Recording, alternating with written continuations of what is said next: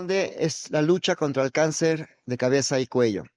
Y tengo el agrado de presentar a nuestra coordinadora, la doctora Claudia Alejandra González Prado García, quien por supuesto es otorrinolaringóloga, cirujana de cabeza y cuello con alta especialidad en oncología quirúrgica, por supuesto de cabeza y cuello, y además con su práctica privada. Y tendremos como profesores al doctor José Francisco Gallegos Hernández y a la doctora Claudia Itze Pérez Álvarez. Muchas gracias por acompañarnos. Y también tengo el agrado de presentarles en colaboración a Cela Medical, que nos presentará una serie de casos en alta resolución de imagen aumentada a través del especialista clínico Adrián Alpiste. Estimado Adrián, por favor. Gracias a todos por su tiempo y muchísimas gracias al doctor Chong por la presentación y a todas estas expertas y expertos que se encuentran aquí y que realmente para nosotros es un verdadero placer ser partícipe y aprender con ellos de toda esta experiencia de esta subespecialidad quirúrgica tan fascinante como es la cirugía de cabeza y cuello. Yo soy Adrián, voy a presentarles en qué consiste mi tecnología. Para nosotros es muy importante dar a conocer en el sector qué se está realizando en torno a las novedades de la medicina radiológica de precisión. CELA nace con la idea de, por supuesto, siempre teniendo en cuenta la salud del paciente, mejorar la calidad de vida y las necesidades del cirujano. ¿Por qué? Porque muchas veces, gracias a poder estar con ustedes permanentemente, acudir a quirófano y empaparnos de su práctica clínica, hemos podido ver cómo en diversas ocasiones ustedes siempre son los expertos que salvan vidas, a mí me gusta decir, pero a veces se puede tener una estrategia quirúrgica más clara. Muchas veces contamos con variantes anatómicas, contamos con infiltraciones tumorales, contamos con algunos aspectos histopatológicos que no son lo más adecuado y que muchas veces las imágenes médicas no nos permiten, ¿no?, discriminar de la manera adecuada, en qué consiste, cómo poder abordar de una manera más precisa, cómo mantener los márgenes negativos más adecuados, ¿no? Por ponerles un ejemplo. Entonces, es una tecnología en 3D que ya tiene mucha cabida en muchos países. México es un país referencia en Latinoamérica en cirugía y por tanto nosotros tenemos ya el privilegio de trabajar en varios hospitales, tanto públicos como privados, ¿de acuerdo? Es un sector en crecimiento y cada vez tiene más cabida. Cela va más allá porque, a pesar de no ser la primera empresa en el mercado, es la que realiza el valor clínico y el valor añadido superior al resto de los poquitos competidores que todavía hay, por varias cosas. Una de ellas es la capa de valor. La capa de valor es muy importante porque no solo nosotros realizamos una segmentación avanzada en 3D, sino que tenemos una tecnología que tiene sinergia con otros productos de los medical devices. Por ejemplo, nos integramos a las torres de la paroscopia, nos integramos a la cirugía robótica con el Da Vinci, tenemos un soporte especializado al cirujano. Eso es importantísimo. Un cirujano muchas veces tiene una emergencia, requiere de estar continuamente dispuesto a la salud de su paciente. Por tanto, somos la única empresa que valida clínicamente su tecnología con médicos radiólogos propios y tenemos tanto a disposición como un servidor, como a mis compañeros, como al equipo de operaciones, a los médicos radiólogos responsables de validar clínicamente el caso. Y por tanto, los 7 días de la semana podemos reunirnos con ellos. Tenemos una presencia en el comité de tumores, una integración intraoperatoria, como he mencionado, y un partenariado en I+D. Somos una empresa que tiene más de 60 proyectos de I+D. El I+D es clave. Al final somos una empresa de I+D. Y tenemos varios, varias tecnologías, no, varios servicios tecnológicos en proyectos, en prototipos que cada vez son una realidad más cercana, como puede ser la realidad aumentada, como bien ha comentado el doctor Chong, como puede ser, por ejemplo, la radiómica, que en un grosso modo es detectar los parámetros cuantitativos en las imágenes médicas. Digamos que es una biopsia digital, de manera que, por ejemplo, podamos detectar implantes en la cavidad abdominal, en el retroperitoneado de carcinomatosis de menos de 5 milímetros, ¿de acuerdo? Por supuesto, para nosotros es importantísimo poder tener este servicio de I+D para hospitales y para el servicio de cabeza y cuello aquí, si ustedes tienen algún proyecto de investigación en mente, tanto todos ustedes como quien nos esté viendo. ¿De acuerdo? Y como les estaba comentando, para nosotros es muy importante esa satisfacción, esa fidelización, ¿no?, en los procedimientos más críticos. Al final lo que les platicaba muy brevemente, ¿no? Ustedes mejor que yo saben en qué conllevan las cirugías complejas. Yo como especialista clínico, como investigador, sé muchas veces lo que requiere, ¿no?, la dificultad de una cirugía compleja en la que muchas veces el médico, por muy experto que sea, no tiene las herramientas adecuadas. Nosotros procesamos de manera avanzada las imágenes, muy importante. Hay un equipo no solo de inteligencia artificial y que comentaba como procesamientos de algoritmos, hay una IA, detrás, hay una inteligencia artificial, hay unas redes neuronales, hay unos ingenieros biomédicos, hay unos matemáticos que modelan y que procesan de manera avanzada cada uno de los modelos y que se validan clínicamente, como les comentaba. ¿De acuerdo? Para nosotros es clave ese core business del planificador quirúrgico en 3D, pero es un servicio que va aumentando. Las gafas con la realidad aumentada, como comentábamos, van a ser algo que va a tener muchísima cabida en cirugía de cabeza y cuello. Y tenemos también, de manera más residual, se utiliza mucho para congresos, para ponencias, el modelo bioimpreso en 3D. Es esterilizable, es en escala real, 1:1, se esteriliza, por ejemplo, en peróxido de hidrógeno y, por tanto, podemos introducirlo en el campo quirúrgico. ¿De acuerdo? Es muy importante que esa planificación en 3D, es decir, esa reconstrucción avanzada, va asociada a unas herramientas que son específicas en función de cada subespecialidad quirúrgica. En cirugía de cabeza y cuello trabajamos mucho con las herramientas relacionadas, como por ejemplo con las relaciones, es decir, si el tumor está realizando una afección o un mero contacto simplemente con algún elemento anatómico de cuestión o con el tumor en sí. Es decir, esto es muy importante porque muchas veces, y yo lo que veo con ustedes es que se tiene mucha duda de si hay una infiltración o realmente ya el tumor está afectando la pared del vaso, ¿no? En el caso del compromiso vascular, nos sucede mucho, por ejemplo, con la arteria carótida esto. Tenemos algunas otras herramientas como pueden ser las medidas desde el tumor o del elemento benigno en cuestión, en este caso elementos patológicos, a en elementos anatómicos cercanos del campo quirúrgico, ¿de acuerdo? Y una serie de funcionalidades clave que están asociadas a cada subespecialidad. Por último, y esto es muy, muy importante, a pesar de que no sea el core business de la empresa, que es el valor clínico, para nosotros también otros de los dos pilares claves, la omnicanalidad, el que no requiera un software, una licencia, el que sea fácil para el doctor al final, el que uno pueda acceder con un email y una contraseña, porque de hecho nosotros somos producto sanitario a medida en España y probablemente en el futuro la COFEPRIS determinará que también lo seamos, como por ejemplo Anvisa lo determina en Brasil ya. Es decir, que es una tecnología hecha a medida para profesionales médicos, es un producto sanitario a medida, se entra sin ningún tipo de software, licencia, todo está segmentado, todo está automatizado para que solo sea cuestión de verlo y calcular las necesidades clínicas que haya para cada uno de los casos. Y como pueden ver, pues hay varios modelos impresos, ¿de acuerdo? Y sobre todo es una tecnología con valor clínico. Me gusta reiterarlo porque tenemos una evidencia científica, ¿de acuerdo? Hay varios beneficios tanto para los hospitales, ¿no? Como puede ser la reducción de costes, la disminución de la sangre intraoperatoria, una mejora de la comunicación con los pacientes, como por ejemplo para los doctores, ¿no? Como se pueden saber y pueden imaginarse mejor incluso que yo, ¿no? La flexibilidad, la mayor eficiencia y contar con una mejor estrategia a la hora de las herramientas, ¿no? Con las que nosotros podemos trabajar y para los pacientes, como se puede imaginar. ¿De acuerdo? Aquí pueden ver unas fotos para finalizar con la presentación, cómo se integran torres de la paroscopia, cómo se integra Da Vinci, ¿de acuerdo? Ante cualquier información es un placer para mí poder proveerles de mayor información, tecnología que está en proceso, ¿de acuerdo? Y la realidad aumentada, que esto gusta mucho, es un breve vídeo de 5 minutos, simplemente para que tengan un poquito una idea, ¿de acuerdo? Cómo estaría posicionado. Esto también pues no sucede en cabeza y cuello, simplemente, ¿de acuerdo? Em, Estos son las referencias bibliográficas para que tengan claro que hay una tecnología, como que les comento, que está avalada científicamente. Y para acabar, yo les voy a enseñar un caso de ejemplo. Posteriormente, la doctora Claudia González Prado va a hablar con un gran expertise, ¿no?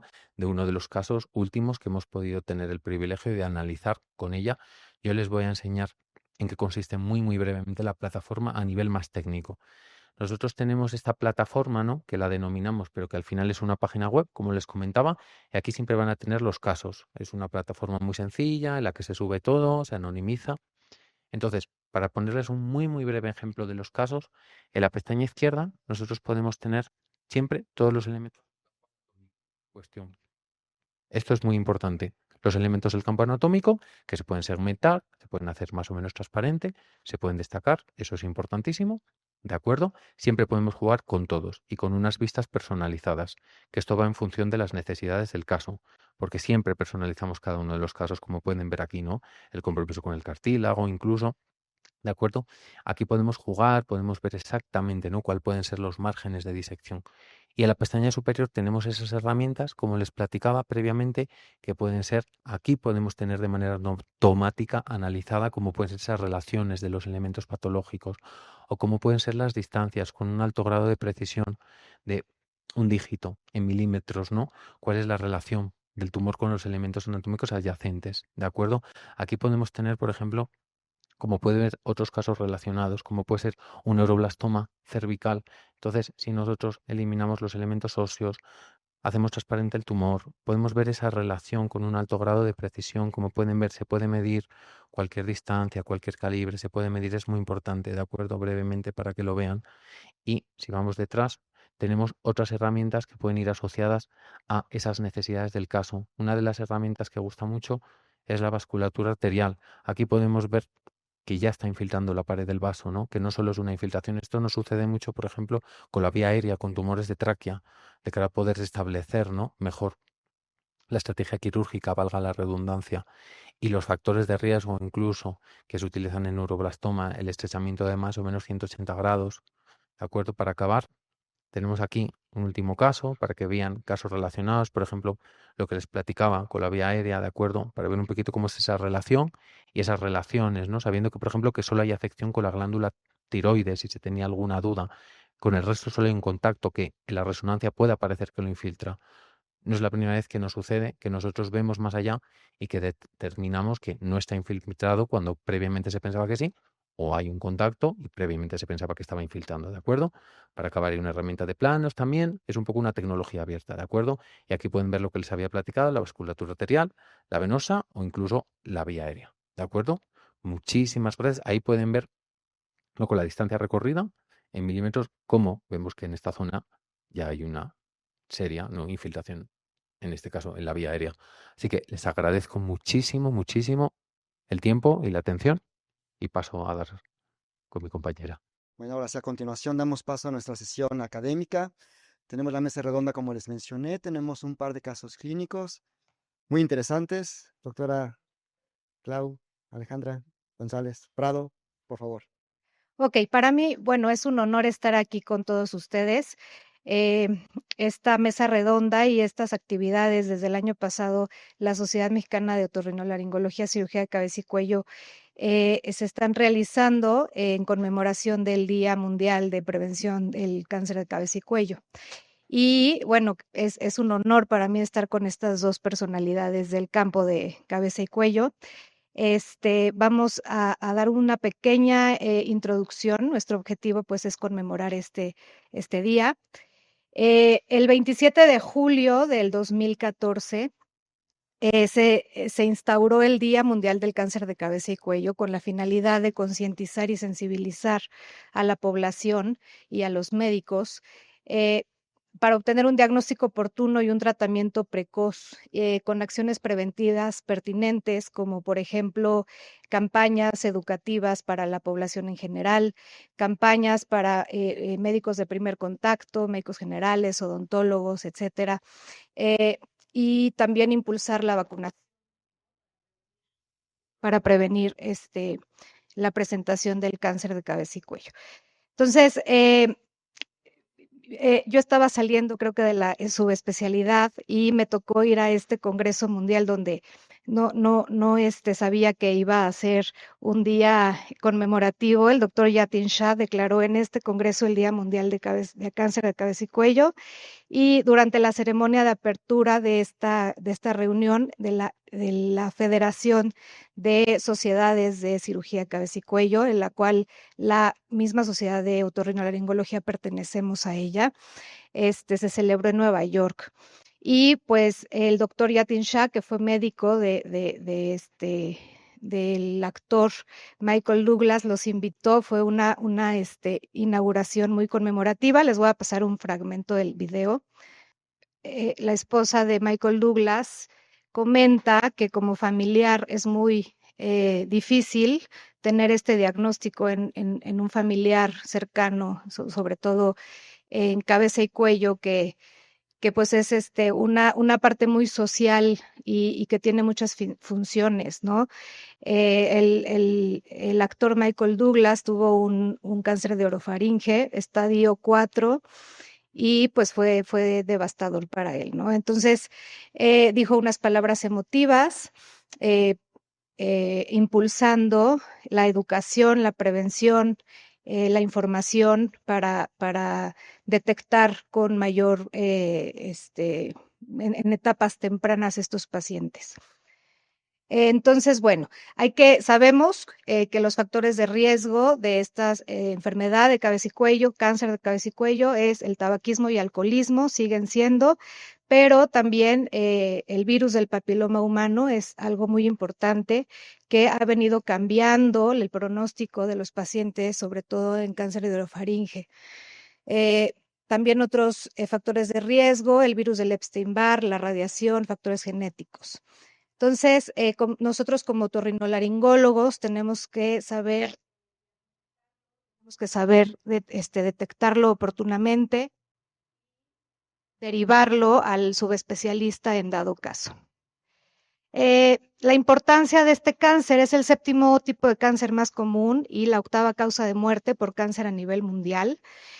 Su incidencia y mortalidad varían en cuanto a la región y prevalencia de factores de riesgo, por ejemplo, en países desarrollados, en países no desarrollados. En países muy desarrollados va disminuyendo la incidencia de este cáncer relacionado a tabaquismo y alcoholismo, y está subiendo la incidencia por virus del papiloma humano. Es de 11 a 15 por cada 100,000 habitantes, la mortalidad es de 2.6 por cada 100,000 y la supervivencia a 5 años en países desarrollados va del 42 al 64%. El cáncer de cabeza y cuello en general se describe que son los que se presentan a lo largo del tracto respiratorio superior, que que compone la nasofaringe, la orofaringe, laringe, cavidad oral, senos paranasales, nariz y también glándulas salivales. No tanto se engloba aquí el cáncer de tiroides, pero sabemos que es el primer cáncer endocrinológico también de incidencia mundial, por eso en esta ocasión hablaremos del mismo. En México se presentan 4,000 casos nuevos al año. En relación 2:1, aquí hay un error, 1:2, o sea, dos hombre y mujer. Las muertes son de 1,650. La prevalencia del virus del papiloma humano en 22 al 72%, y un reporte del INCAN reporta que desafortunadamente todavía el diagnóstico se sigue dando en etapas clínicas avanzadas. Entonces, esto lo tenemos que revertir, esto lo tenemos que mejorar para mejorar la sobrevida, para mejorar el tratamiento precoz de estos pacientes. El tiempo mediano desde los primeros síntomas al diagnóstico son 166 días más 42 días para iniciar el tratamiento. Entonces, imagínense qué tanto progresa una enfermedad en este tiempo. Entonces, bueno, yo voy a presentar a los participantes de esta mesa redonda. El doctor José Francisco Gallegos Hernández, que, bueno, es amplio conocido por todos nosotros, es cirujano oncólogo, él es jefe del Departamento de Tumores de Cabeza y Cuello del Hospital de Oncología del siglo XXI, y tiene gran trayectoria y gran expertise en esta área.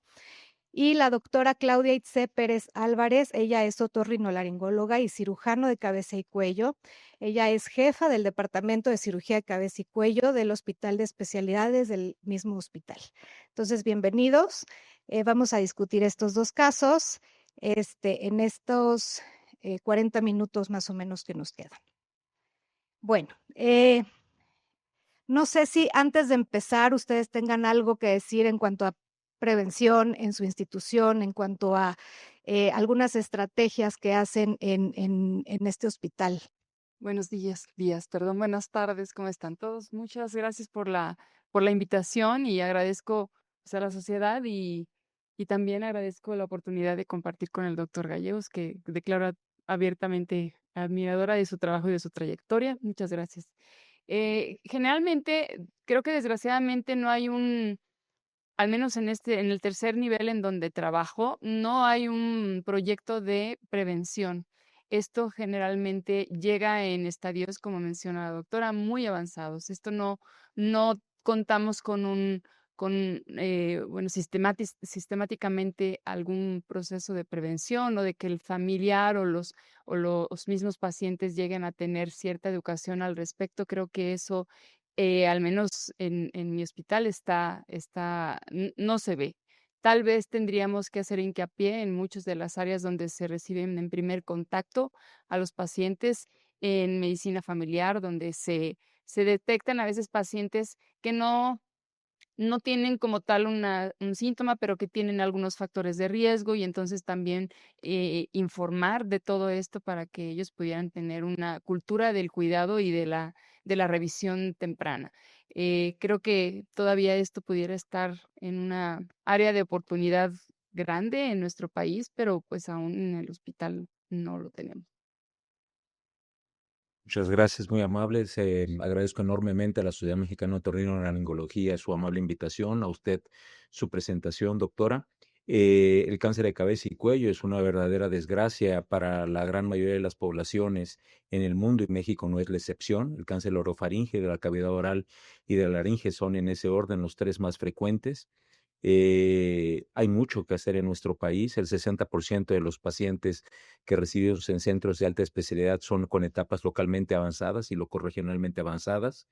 El tratamiento, la supervivencia históricamente no ha rebasado el 50% a 5 años en estos pacientes, a pesar del advenimiento de quimioterapia y de radioterapia compleja, además de cirugía y reconstrucción, de tal manera que muy probablemente el abordaje en dos áreas específicas es fundamental. Uno es el hacer educación para la salud en la población con el objeto de que conozca los factores de riesgo que se asocian a esta neoplasia. Y el segundo, el médico de primer contacto, que retrasa muchas veces el tratamiento con tratamientos tópicos o locales y que permite o favorece que la etapa avance. La media con la cual en el Hospital de Oncología nosotros recibimos a los pacientes de esperes de 9 meses. Quiere decir, tiene 9 meses que el paciente inició con sintomatología, de tal manera que incidir en educación para la salud, tanto para la población abierta como para el médico de primer contacto, es fundamental. Muchas gracias. Bueno, vamos a los casos. Este primer caso es un masculino de 52 años de edad, es profesionista, es originario residente de la Ciudad de México. Su madre tiene un antecedente de cáncer de mama e hipertensión arterial sistémica, niega tabaquismo, niega alcoholismo, él es hipertenso, tiene lumbalgia crónica, tiene obesidad mórbida y resistencia a la insulina. Su padecimiento actual refiere él que inició hace 2 años al autodetectarse, al momento de rasurarse, que es muy frecuente, un aumento de volumen en el hemicuello izquierdo. Acudió con su médico general y le dio un antiinflamatorio. Refiere que bajó de volumen y lo dejó. Él refiere que nunca le dio ningún problema. Nuevamente en enero de este año, al acudir con su fisioterapeuta, ella detectó un aumento de volumen en mi cuello izquierdo, le comentó al paciente y sugirió esta licenciada en fisioterapia que recurriera a un cirujano de cabeza y cuello. Pero el paciente realmente se refería asintomático, ¿no? Entonces, esta es la exploración física, lo relevante, su voz normal, el cuello con un tumor de 15 por 7 centímetros, del lado izquierdo, consistencia renitente, asciende a la deglución desde nivel 3 hasta la horquilla esternal, desplaza lateralmente a la tráquea y el resto de los niveles ganglionares sin adenopatías palpables. No sé si doctora Claudia quiera comentar algo de esto al tener un paciente que llega así a su consulta, que sospecha o si quiere saber algún otro dato. Bueno, primeramente, la mención que hace de que esto es asintomático, pues nos lleva a pensar a lo mejor en una evolución indeterminada de este crecimiento. Y obviamente, pues si no hay un síntoma que el paciente refiera, pues a lo mejor la única referencia que se tiene es el momento cuando se acudió en ese episodio agudo y se le dio un tratamiento que aparentemente tuvo esta remisión, ¿no? Aparentemente. Eh, por la localización, creo que tendríamos, y creo que todavía lo hacemos mucho, y eso es algo que quisiéramos también hacer hincapié en los residentes, tenemos que tocar al paciente, tenemos que palparlo, tenemos que revisarlo, acercarnos y realmente ver de qué se trata, no solamente pedir un estudio directamente, sino saber o indagar en este sentido en la exploración de qué depende. La mayoría de las veces en la cara anterior del cuello, pues sí sabemos que puede ser la glándula tiroides la que sea este aumento de volumen, pero habría que palparlo y revisarlo. También, pues, de ser algo que dependa o que pudiera provenir de la tiroides, generalmente, pues el paso a seguir sería, aparte de una revisión, el ultrasonido para ver características de la lesión. Muy bien.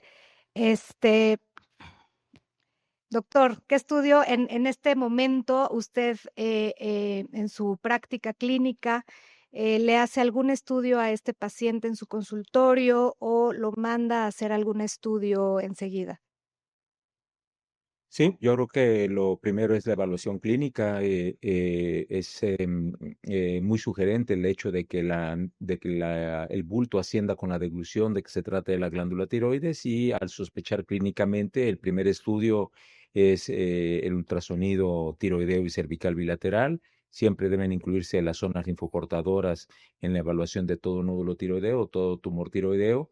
Y bueno, en general, nosotros lo que hacemos es apoyarnos de radiólogos expertos para que ellos efectúen este procedimiento, este ultrasonido. Eventualmente, una vez que se tenga el ultrasonido, puede ser en la misma sesión, si el ultrasonido así lo indica, efectuar un procedimiento diagnóstico invasivo con base en los hallazgos, ¿no? Muy bien,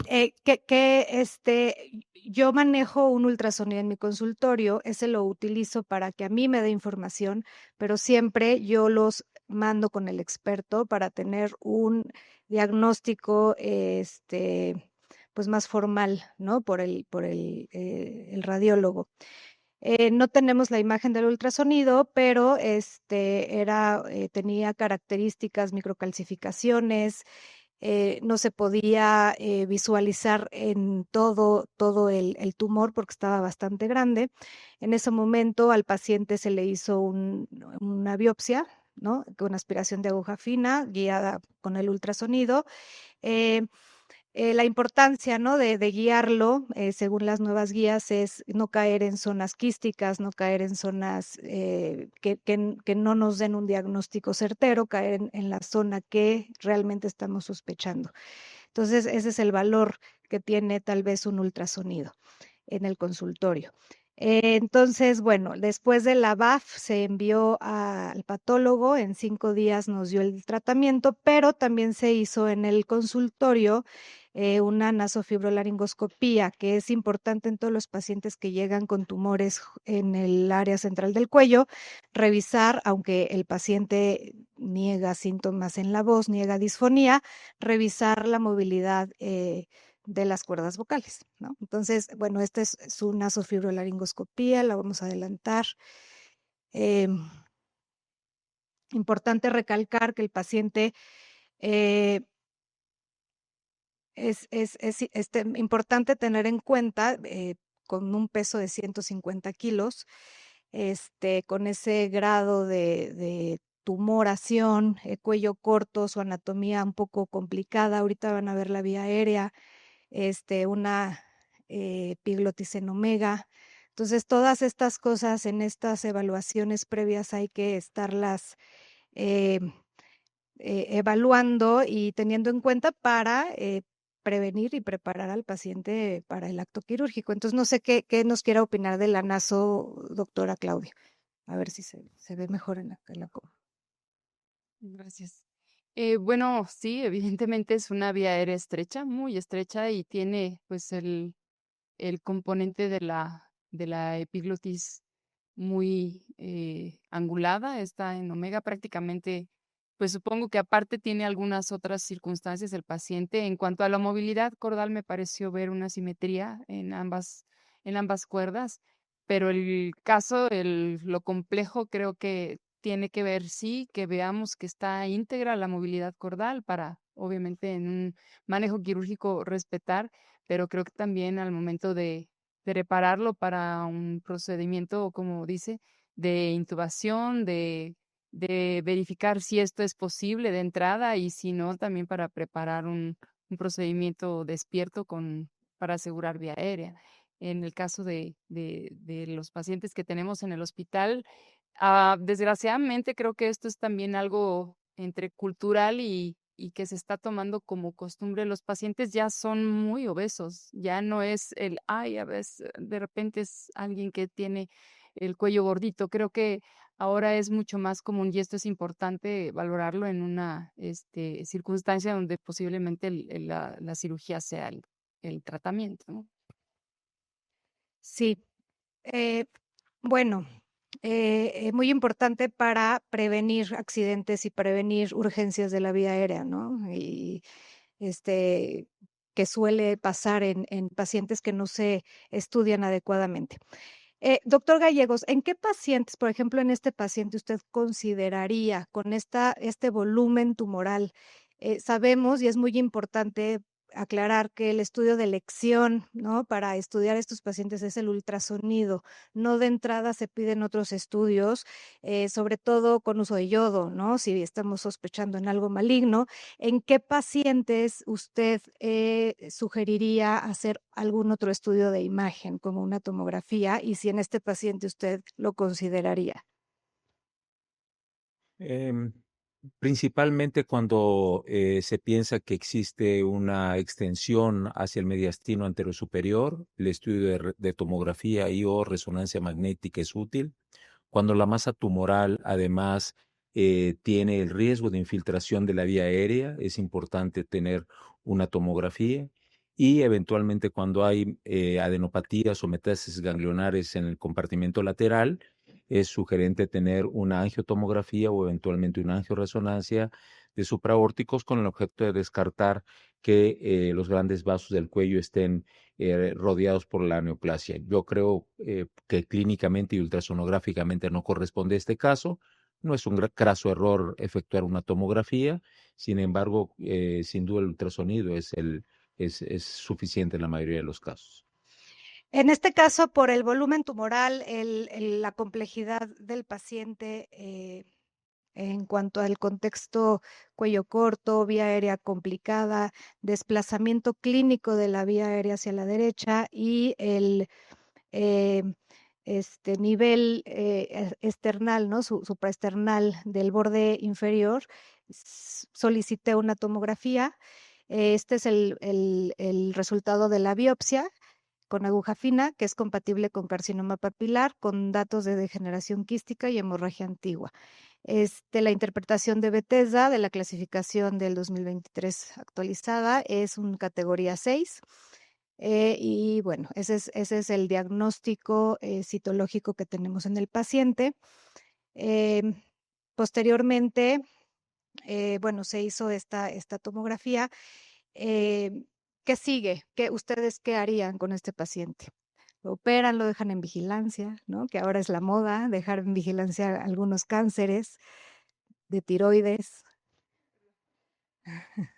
Pues creo que de entrada pensaríamos por volumen y por todo lo que implica el volumen en las estructuras vecinas, creo que hay que hacer un tratamiento quirúrgico.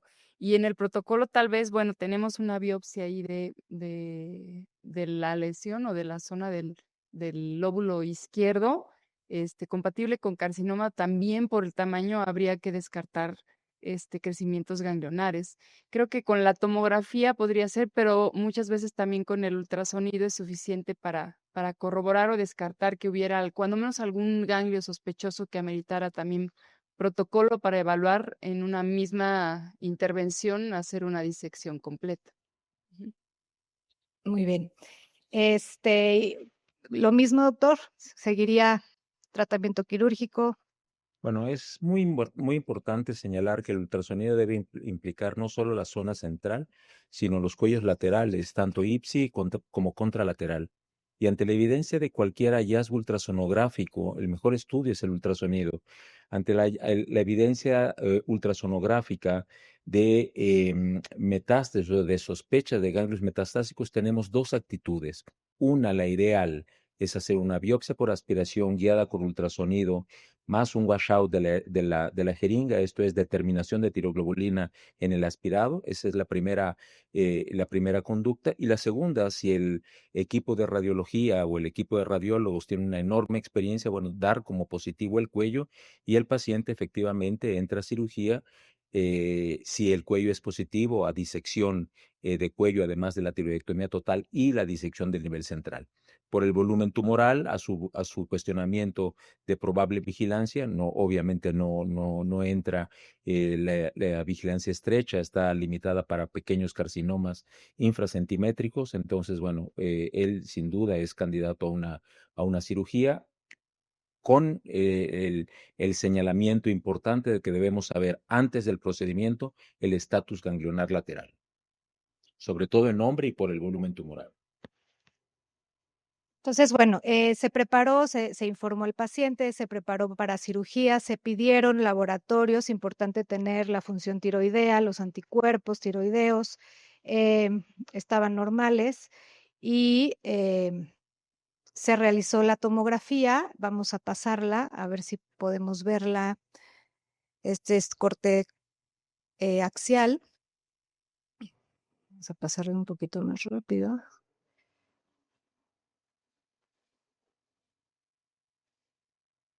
Pues ahí vemos la vía aérea, ¿no? No sé si nos quieras comentar, doctora, la tomografía. Se ve un desplazamiento importante en la tomografía axial, se ve un desplazamiento importante de las estructuras vasculares y en algunas zonas, sobre todo a nivel alto, en nivel 2, sí se logra observar un crecimiento ganglionar ahí cerca de lo que es la vena y la arteria, ¿no? En esa zona. Del otro lado, no alcancé a ver más.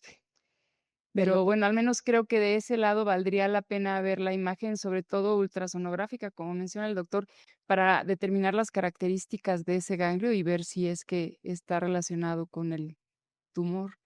También me llama la atención que no se delimita muy claramente los bordes, sobre todo hacia anterior en los músculos pretiroideos. No sé si sea por el contraste o no está muy bien contrastada, pero parece que hay una pérdida de interfase ahí en los músculos eh, que no delimita claramente los bordes del tumor, sobre todo hacia la parte más anterior. Ok. Sí, y efectivamente, ¿no? Este tumor, en algunos casos y en algunas manos expertas, tal vez no ameritaría un estudio radiológico con contraste. Yo lo sugerí. Vemos aquí el desplazamiento de los vasos y sobre todo la implicación del opérculo torácico, ¿no? A mí me preocupaba que estuviera ya un poquito más involucrado. Algunas veces clínicamente se palpa el borde inferior, pero posteriormente la glándula, estas glándulas tan grandes pueden tener ahí un involucro mediastinal, ¿no? Entonces, en mis manos, como para prevenir esa parte vascular, esa zona de riesgo, decidí tomar este estudio, ¿no? Entonces, bueno, esta a propósito la puse para que vean ese cuello, ¿no? Para que vean la anatomía y la complejidad de este paciente. Este paciente, al hacerse su estudio tomográfico, no en cualquier lugar se lo pudo hacer. Es una realidad que estamos viviendo. Es importante tener toda la infraestructura. También las camas en cirugía tienen que ser camas bariátricas porque el paciente puede caerse, porque la mesa puede, resbalarse, etcétera. Entonces, bueno, todas estas implicaciones se deben de tener en el paciente. Entonces, bueno, la planeación quirúrgica se, realizó una tiroidectomía total, una disección central de cuello, em, ahora hablemos de tecnología. Tecnología, ustedes utilizan neuromonitor, ustedes utilizan para estas cirugías alguna energía, como como bisturí armónico, algo de esto, ¿lo utilizan? ¿Creen que les da algún plus a sus procedimientos? En el hospital propiamente no tenemos neuromonitor. En algunos casos en particular sí llegamos a requerirlo. Creo que se puede adquirir. No es rutinario, entonces mm, creo que es un instrumento de apoyo bastante útil cuando se tiene y en casos en donde se moviliza o digamos, se lateralizan las estructuras o se mueven de su zona habitual, generalmente nos ayuda. En la práctica privada se utiliza, creo que es más rutinario y creo que ya se está haciendo cada vez más o hay más cirujanos que lo están utilizando. Es de gran utilidad y sobre todo porque esto depende de volumen. Si tenemos volumen de pacientes, pues tenemos experiencia y hay quienes lo hacen pues de primera instancia y requieren, creo, en muchos de los casos, mucho más de estas instrumentos. La energía también de corte, sí tenemos, no Focus ni alguna de esas de marcas, perdón, pero sí contamos con energía de corte para este tipo de procedimientos, sí. El tema es muy, muy interesante y de bastante controversia. Creo que para el auditorio es importante que sepan que la neuromonitorización no cambia en nada la técnica de la tiroidectomía. Hay que identificar el nervio laríngeo inferior, sobre todo, eventualmente la rama del nervio laríngeo superior. Dos, no exenta de que uno tenga un accidente y el paciente quede disfónico. Y tres, algunos aducen que es un adminículo adecuado desde el punto de vista legal, pero aunque uno tenga la curva de entrada del nervio laríngeo recurrente adecuada, una vez terminada la disección, si el paciente está disfónico, esa es la verdadera prueba, entonces no hay defensa legal alguna.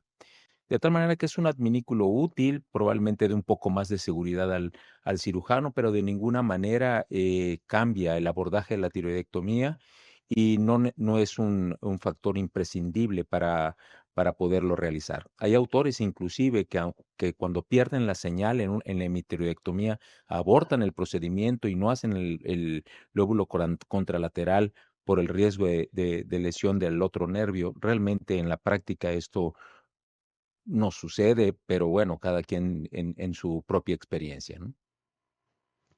Muy bien. Perdón, bueno, sí, claro, pero bueno, hablaba tres adminículo de la. Sí, no, bueno, también hay tecnología para respetar paratiroides. Yo, en lo particular, no utilizo ninguna tecnología no utilizo verde de indocianina, no utilizo fluoroscopía, no utilizo ahorita una tecnología que tiene también una empresa que es el PTI, que es como un neuromonitor que ya por medio del láser podemos detectar, ¿no? O sea, hay muchas tecnologías, pero como bien dice el doctor Gallegos, no sustituyen nuestra técnica. Nosotros tenemos que, como nos enseñaron nuestros maestros, ¿no? Es un arte buscar el nervio, hacer una secuencia de pasos y efectivamente cuando hay alguna pérdida de señal o a mí me ha pasado que todo está bien y al final el paciente tiene alguna discreta paresia del nervio, dices, ¿y qué pasó? No hay que confiarnos ciegamente en la tecnología. Entonces aquí nos va a presentar Adrián la reconstrucción tridimensional que realizó de este paciente con la tomografía. Muchas gracias, doctora. Yo creo que es muy importante en este caso, como bien platicaban, ver un poquito las relaciones, ¿no?, que teníamos con los elementos musculares. Eso es algo que estuvimos platicando previamente y como pueden ver aquí, como hemos visto previamente, todo se puede segmentar, se puede hacer más o menos transparente, ¿no?, de cara a tener un poquito esa visualización más clara. A mí me gusta mucho, por ejemplo, en este caso, cuál era la relación de la tumoración o del carcinoma con el esternoideo, porque al final se veía que tenía un contacto, pero que no era una afección, ¿no? De cara a poder tener una resección más limpia. Aquí en las vistas personalizadas podemos ver un poquito cuál es esa relación también con el cartílago, ¿no? Como lo podemos ver aquí, con el cartílago de la glándula tiroides. Aquí podemos ver que parece que no hay una infiltración, no hay una afección, ¿no? Simplemente hay un contacto. Eso es algo que a mí me resultó bastante interesante de ver a la hora de que en las imágenes, y eran muy buenas imágenes, como bien comentaba la doctora Claudia, arrojó un poco de luz, ¿no?, al asunto a la hora de realizar la resección. Siempre teniendo en cuenta que las tecnologías les apoyan a ustedes, por supuesto, que nosotros siempre estamos en sus manos, ¿sí?, para tratar y para diagnosticar al paciente. A mí me gusta mucho, como les comentaba también, a nivel de la relación arterial, especialmente si, por ejemplo, eliminamos los elementos óseos, aquí podemos ver cuál es la relación, aquí exactamente, un poquito cómo está posicionado aquí con menos transparencia el tumor en relación con toda la carótida, ¿no? Eso es bastante, como les comentaba previamente, clave, ¿no?, a la hora de realizar un abordaje. Y aquí también podemos ver un poquito, si hacemos más transparente la vasculatura venosa, vemos aquí cómo está posicionado exactamente el tumor. Incluso con las medidas podemos establecer lo que les platicaba previamente, ¿no? Si tenemos alguna duda con los calibres y demás, o incluso con el tumor, se puede ver cuál es la dimensión y podemos ver también aquí con el propio tumor cuáles son las dimensiones. Como podemos ver aquí en las propiedades, discúlpenme, aquí se puede ver incluso con los márgenes de seguridad. Con un margen de seguridad del 5 ya tenemos bastantes afectadas algunas de las paredes, como podemos ver. ¿De acuerdo? A ver, sí, aquí. Lo voy a hacer menos transparente aquí. Y podemos ver, aquí se ve mucho mejor, como ya hay zonas de las vasculaturas que ya están completamente infiltrando, sí. Podemos ver aquí perfectamente con el margen de 5. Y bueno, tanto como ganglios, que aquí no son tan relevantes, ¿no? Pero también está bien poder un poquito posicionarlos de cara a esa disección. Y aquí tenemos la vasculatura, muy importante, lo que les platicaba. Aquí, por ejemplo, queramos medir distancias y si eliminamos las vasculaturas, aquí vemos el tumor y vemos esa relación, ¿no?, que tenemos un poquito especialmente aquí con el esternocleidomastoideo y lo que comentábamos aquí con el esternoideo. Aquí en las relaciones podemos ver lo que les platicaba, ¿no?, que solo hay un contacto y esto es importante porque podemos ver, por ejemplo, dónde está exactamente ese contacto de cara a realizar estos márgenes. Vemos que está en esta zona central y le vamos también con la musculatura del cuello.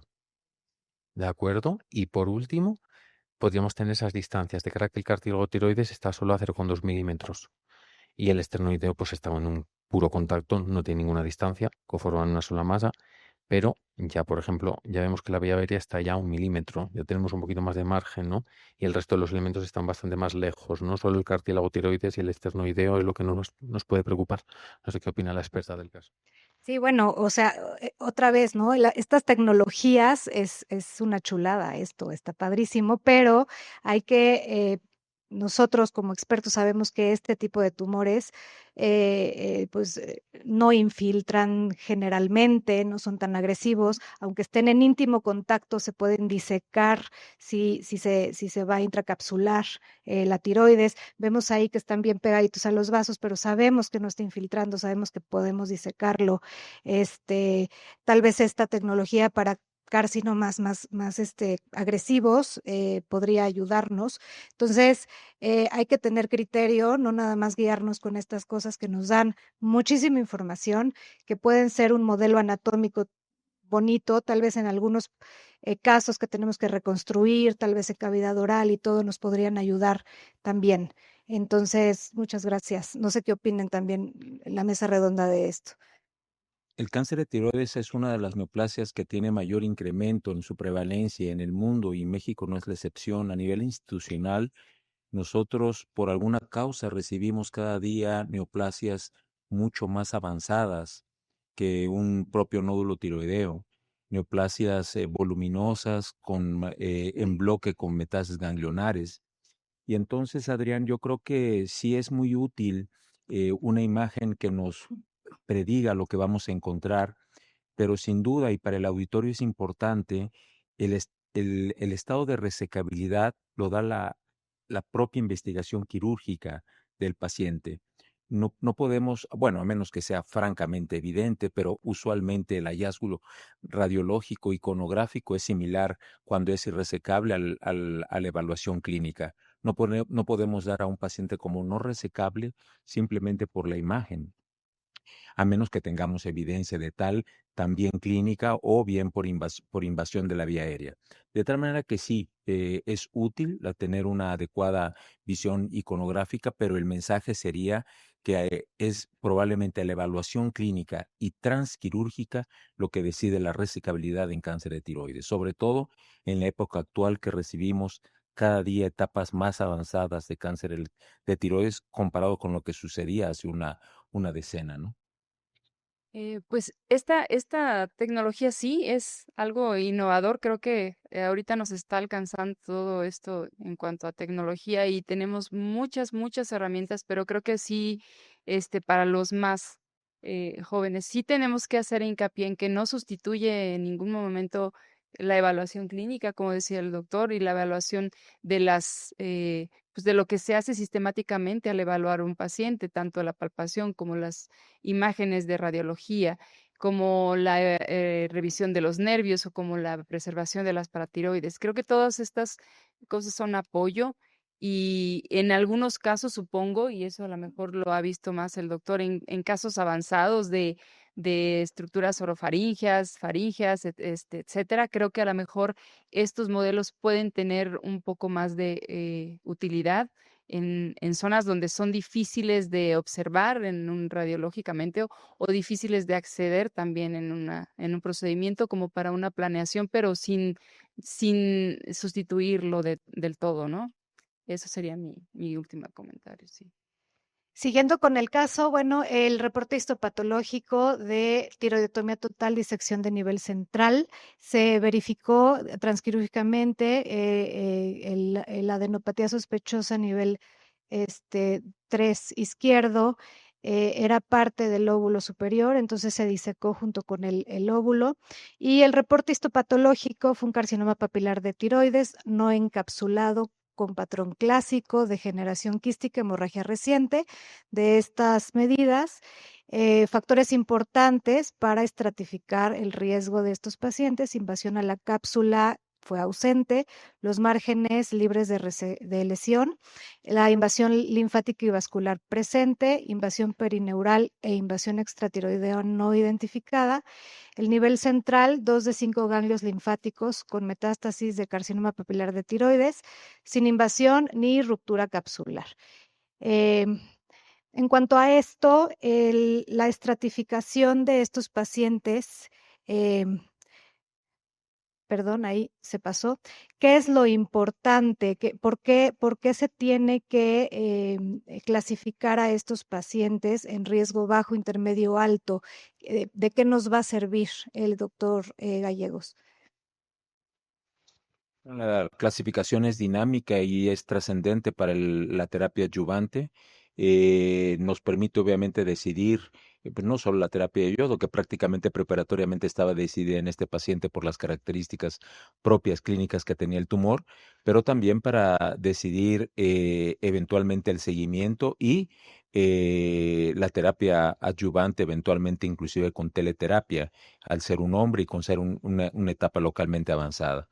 Es un PN1A con metástasis pues de 3 milímetros, con un índice ganglionar en estado en nivel central alto, de alto riesgo, de tal manera que, pues sí, efectivamente requiere un tratamiento posterior, inicialmente con yodo. Y una vigilancia estrecha en la zona linfoportadora, ya que no hubo disección, y sería interesante conocer los niveles de tiroglobulina posterior a la resección, ¿no? Sí, bueno, el riesgo de la ATA, de bajo riesgo, intermedio, alto, nos da el riesgo de recurrencia. Si este paciente tiene riesgo intermedio de recurrencia por los ganglios, por todos estos patrones que nos da el reporte histopatológico. Y el riesgo de, bueno, estas clasificaciones Macy's, CEICIS, etcétera, al ser un varón, nos da un riesgo también de mortalidad. Sabemos que la mortalidad en el cáncer de tiroides no es tan alto, les puede ir muy bien a los pacientes, inclusive es una enfermedad curable con cirugía, pero bueno, tenemos que tener esto en mente. Ya platicó el doctor Gallegos, se da yodo radioactivo. También en las guías de la American Thyroid Association está más o menos ahí nos dice si tenemos riesgo de recurrencia y tenemos ganglios positivos. En este caso, por ejemplo, decidimos con el equipo multidisciplinario que también trabajamos, médico nuclear, endocrinólogo, cirujano de cabeza y cuello, dar 150 milicuris, ¿no? de yodo radioactivo. En pacientes, por ejemplo, que tenemos actividad todavía, podemos dar 200 o bajo riesgo, en pacientes de bajo riesgo, también podemos dar 30, ¿no? Que estos pacientes no se tienen que aislar y tienen otras connotaciones. Entonces, bueno, se le dio la ablación tiroidea, se aplicó esta cantidad. No, previa estimulación con el Thyrogen, algunos pacientes pueden tener el acceso a esta sustancia para no caer en hipotiroidismo, porque el paciente tiene que estar en ciertos niveles de hipotiroidismo, TSH mayores de 30, para recibir este tratamiento ablativo. Entonces, este paciente se trató con el Thyrogen y estas son las imágenes a los 5 días. ¿Qué opinan y en su experiencia, qué tan seguido o qué porcentaje los pacientes salen positivo después de la ablación a los 5 días? ¿Qué pensarían de este paciente? ¿Se quedó con cáncer o tiene alguna otra explicación?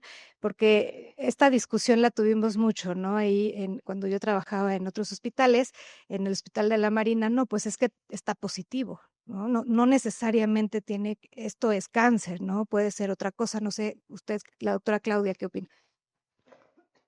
Bueno, el yodo se absorbe y en el lecho quirúrgico podemos encontrar en una aplicación, sobre todo de 150 milicuris, podemos encontrar un rastreo postdosis de yodo positivo y esto es esperado dado la diferenciación del tumor. Generalmente el papilar es un tumor diferenciado que capta yodo y que en un estudio como este podemos ver una captación.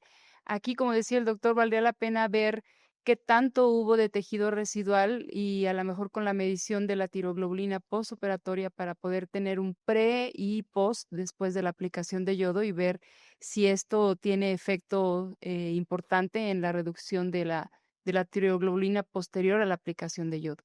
El hecho de que capte positivo en muchos casos los médicos lo interpretan como algo malo porque pues está positivo y es un cáncer, pero la realidad es que esto es esperado dada la celularidad del tumor, ¿no?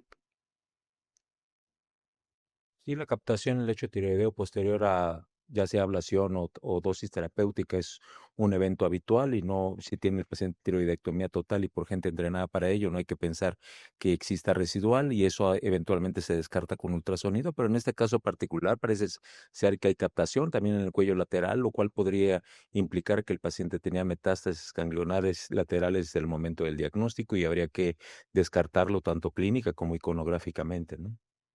Y esperadas, ¿no? Sabemos que este paciente puede tener muchas micrometástasis que aún no estamos viendo y es por eso el tratamiento que se le da para matar, digamos así, o dar tratamiento ablativo contra estas micrometástasis y disminuir la recurrencia. Entonces, estaría interesante, todavía no llegamos a esto, ver la evolución, ver el rastreo posterior a los 6, 8 meses, si es negativo, y seguirlo con tiroglobulina, ultrasonido de cuello. Em, Bueno, terminamos con este caso. No sé si alguien para el auditorio ustedes quieran comentar algo más. Sí, para el auditorio me gustaría comentarle que eh, eh, el tener que reoperar a un paciente del cuello lateral es un evento frecuente en cáncer tiroideo y esto sucede a veces 1, 2, 3 meses después del primer evento de tiroidectomía y esto se debe a tener subsanadas las metástasis ganglionares. Es fundamental que nosotros sepamos preoperatoriamente qué extensión de cirugía requiere el paciente y no podemos dejarle al efecto del yodo radiactivo el esperar que las metástasis ganglionares sean abolidas por el yodo, de tal manera que todo paciente que tenga metástasis ganglionares supracentimétricas, eventualmente captantes y ultrasonográficamente evidentes o peor aún palpables, debe ser sometido a disección de cuello, so pena de que posteriormente sean pacientes irresecables, ¿no? Y también recalcar que estos cánceres son muy ávidos a yodo y posteriormente, a través de los años, pueden desdiferenciarse, pueden perder esta captación y ser un poquito más difícil la detección. Tenemos que pasar a métodos diagnósticos como PET, etcétera. Bueno, el siguiente caso, nos vamos a ir más rapidito, es un masculino de 83 años, ingeniero civil retirado, originario de Ciudad de México, tabaquismo positivo desde los 17 a los 70 años, una cajetilla diaria, alcoholismo social, antecedentes patológicos, estos 2 cirugías, tuvo una endarterectomía carotidia bilateral a los 72 años y esto es importante porque refiere que hace 12 años inició con disfonía, ¿no? Posterior a cirugía de carótidas, que probablemente tuvo que ver con la cirugía y con algún tipo de lesión al nervio. Eh, Ahora refiere que tiene mejor voz, pero su familia lo llevó a la consulta porque ven que le cuesta respirar. Hace aproximadamente 3 meses y hace un mes tiene estridor. Entonces, a la exploración física recibimos un paciente importante ver su estado funcional, con ECOG 1, bastante funcional, Karnofsky del 80%, pérdida de 5 kilogramos en 6 meses, con un estridor laringio audible a distancia, rudeza respiratoria, saturación entre 78 y 80 por ciento de oxígeno. eh, Disfónico, el cuello, no le palpamos adenopatías, inmediatamente metimos nuestro nasofibrolaringoscopio y estos fueron los hallazgos. Si quiere, no sé si nos quiera describir qué es lo que ve doctor Gallegos en este estudio endoscópico.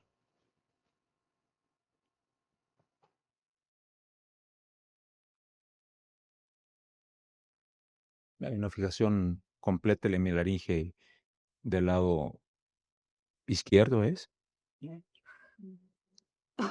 Derecho.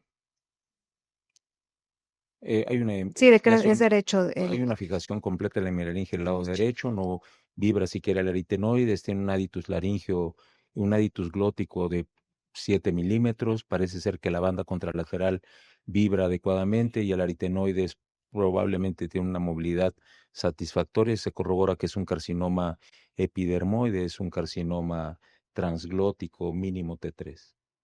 Sí, ¿no? Es impresionante ver estas laringes en la consulta, sobre todo con un estridor importante, con una desaturación. Y si vemos más detalladamente la fijación de la hemilaringe derecha, pero también vemos por ahí en la superficie, no se ve muy claramente en la superficie de la cuerda vocal izquierda, también se ven algunas lesiones, ¿no? Entonces, bueno. ¿Qué es la sospecha? Ya dijo el doctor, es un cáncer, hasta no demostrar lo contrario, ¿no? ¿Qué otros estudios le harían a este paciente, doctora? Ya se lo puse. Llama la atención de entrada lo clínico del estridor. Creo que me gustaría ver en qué condiciones respiratorias viene el paciente de entrada, si es que se puede a lo mejor solicitar algún otro estudio para poder evaluar adecuadamente una tomografía contrastada para poder ver el estado de la laringe, la extensión de esta tumoración que, pues como dice el doctor, fija y el espacio que se observa y la movilidad de las estructuras están limitadas. Entonces, dado estas circunstancias, tendríamos que también asegurarnos primeramente de la respiración, para poder, abordarlo, ¿no? A ver si tolera también en estos pacientes, para hacer estos estudios se pueden complicar dentro del tomógrafo, ¿no? Si no están respirando muy bien. Acá en esta tomografía corte axial, pues vemos el gran tumor justo ahí en la milaringe derecha, inclusive, vemos el seno piriforme que está ampliado. Em, y importante ver en estos casos el cartílago, ¿no? El cartílago laríngeo para etapificarlo. Vemos que en esa zona está ya invadido, está roto, está violado. em, y se extiende, como bien dijo el doctor Gallegos, clínicamente se veía, se extiende hacia la subglotis, aquí en este nivel. Entonces, esta es la visión sagital, la visión coronal, y en la tomografía no se encontraron adenopatías. Importante para la planeación quirúrgica de estos pacientes, ¿no? A diferencia del carcinoma papilar de tiroides y del carcinoma epidermoide, se trata diferente los cuellos, ¿no? Aquí profilácticamente se trata el cuello, y en carcinoma papilar de tiroides no es tan común esa práctica. Entonces, se realizó una laringectomía total, disección bilateral de cuello, niveles 2 al 4, y aquí se ve, bueno, abrimos la laringe, no sé si hay un señalador por aquí, se observa el tumor, ¿no? Siempre a mí me gusta ver el tumor intraoperatoriamente para ver la extensión, para ver los márgenes, para ver si tengo que ampliar algún margen, etcétera. El reporte histopatológico es ¿qué opina, doctora Claudia? ¿Qué sugeriría posteriormente? Después de la laringectomía. Bueno, en cuanto a la disección ganglionar, la realidad es que, bueno, mencionan ahí que no hay malignidad, y al parecer en el reporte histopatológico sí reportan infiltración de los cartílagos y del músculo esquelético. De entrada, pues ya sabemos que le hicieron una laringectomía completa.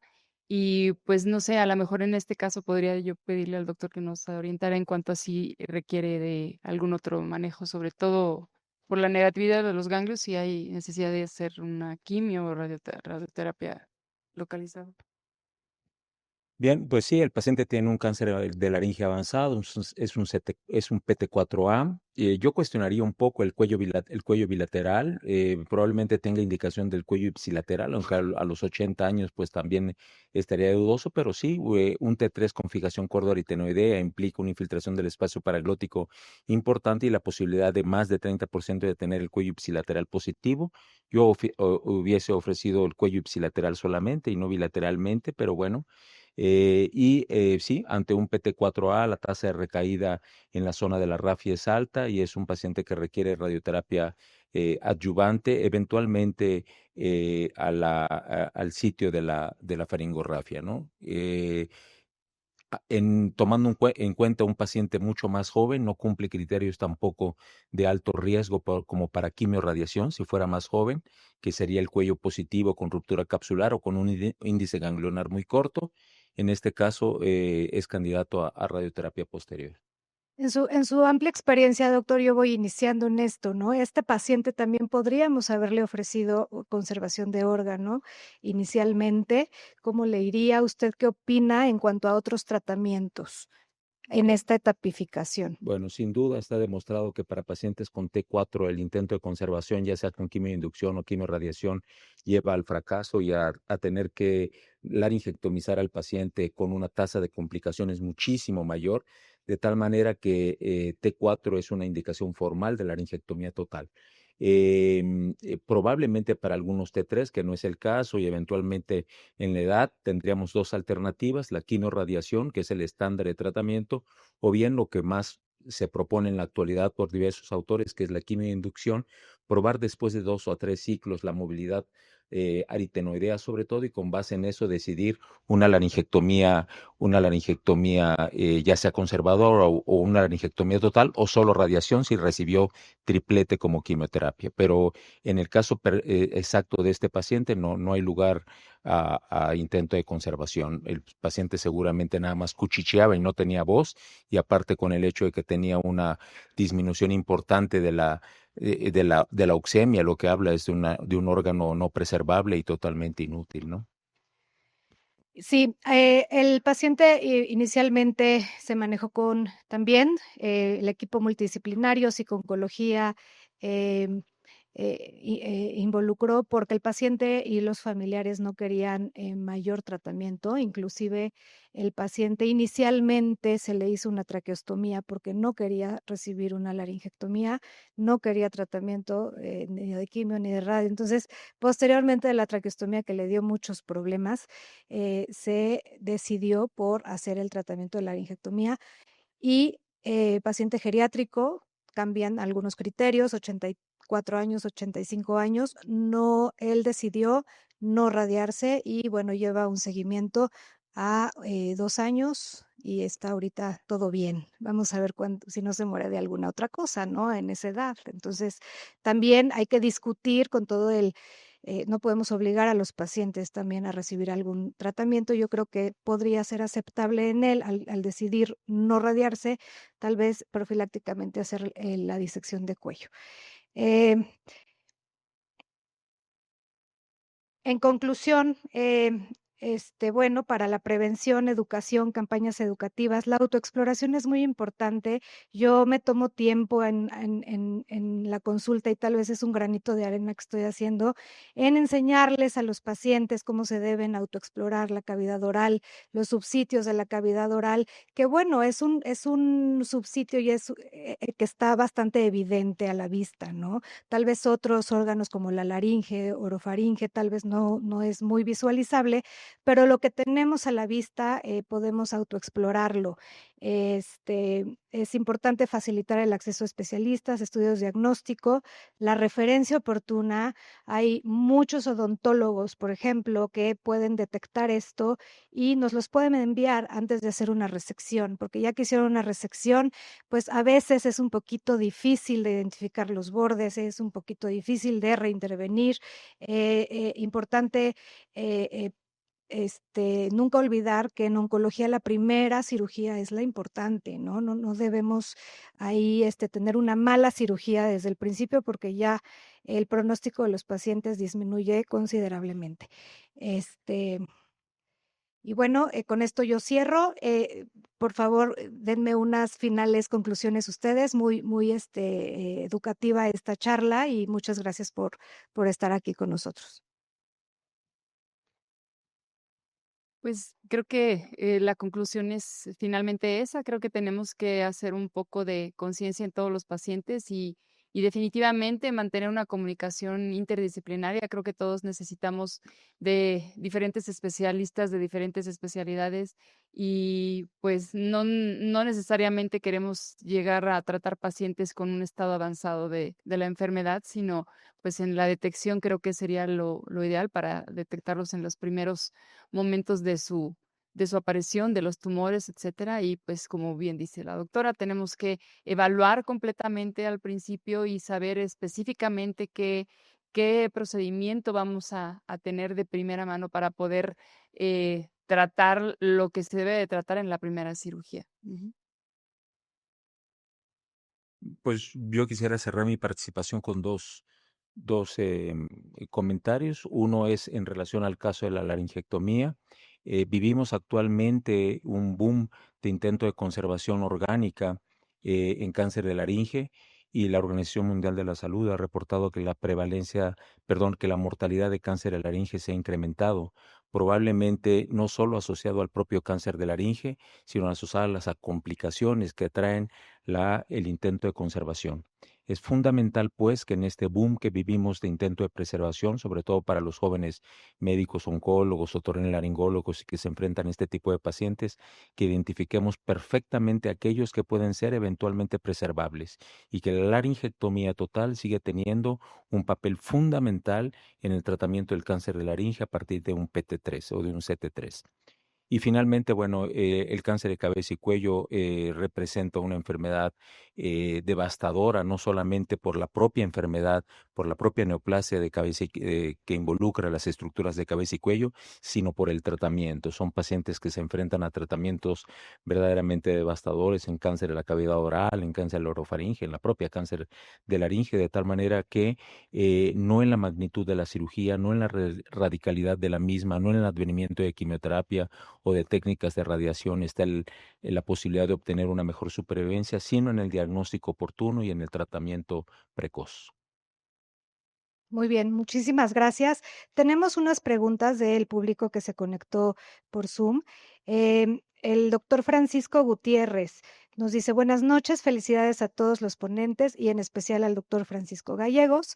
En casos de carcinoma papilar de tiroides bien diferenciado, pero con histología desfavorable como el de células altas, ¿qué pacientes serían candidatos a terapia adyuvante y qué tipo de terapia recibirían? La terapia adyuvante para los altos riesgos carcinomas tiroideos es exactamente igual. La disección de cuello también se establece con base en los hallazgos clínicos ultrasonográficos. El tratamiento posterior es con yodo radiactivo para abolir y para eventualmente poder tener un seguimiento adecuado. Teleterapia en caso de factores pronóstico adversos como R1, R2 o eventualmente ruptura capsular de invasión a los tejidos blandos. Y las terapias, si es a lo que se refiere la pregunta, las terapias sistémicas, pues bueno, esta dependerá sobre todo en pacientes que sean yodo resistentes con enfermedad sistémica y que tengan sintomatología importante. Muy bien. El siguiente es un comentario bastante largo. Lo vamos a leer y posteriormente, si tiene alguna idea, lo comentamos. Pero bueno, aquí no sé si tenga el público que asistió el día de hoy, que estamos llenos, si tiene alguna pregunta para nuestros expertos de la mesa.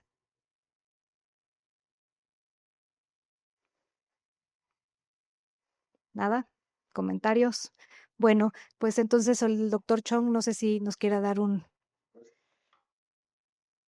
Muchas gracias. Muchas gracias, doctora. Excelente coordinación.